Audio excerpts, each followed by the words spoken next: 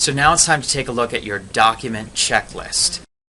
So if you can pull out the handout that we sent you, now we can go and take a look at it and go through it. So when you are going to set up your retirement plan, it's very important to have all of the documents in your checklist ready to go and know how to fill them out. Things like the account application, fee schedule, interested party designation. Those are some of the kind of things that sound standard, but an interested party designation, you may not get that from your IRA provider or from the custodian. You're going to need direct rollover request forms. You're going to need rollover certification forms, transfer forms, and the accompanying statements. You're going to need buy authorization for purchase, purchase agreement, private placement, disclosure and indemnity, buy authorization for closing costs, estimated settlement statement, payment authorization forms. Now, this is a pretty substantial list. It may sound a little bit overwhelming, but these are the things that you're absolutely going to have to do in order to close your Costa Rica IRA real estate purchase.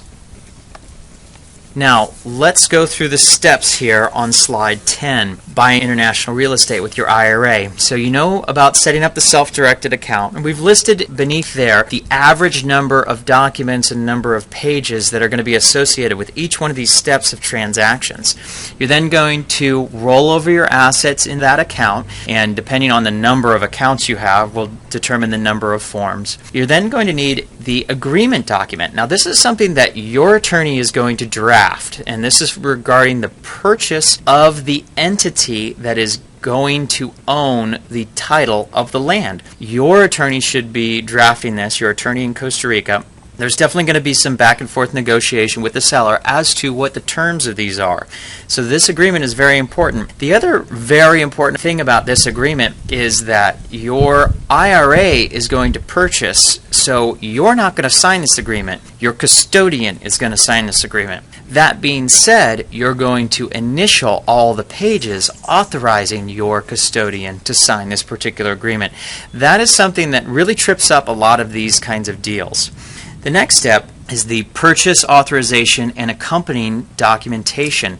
So this is the actual closing of the sale and transaction.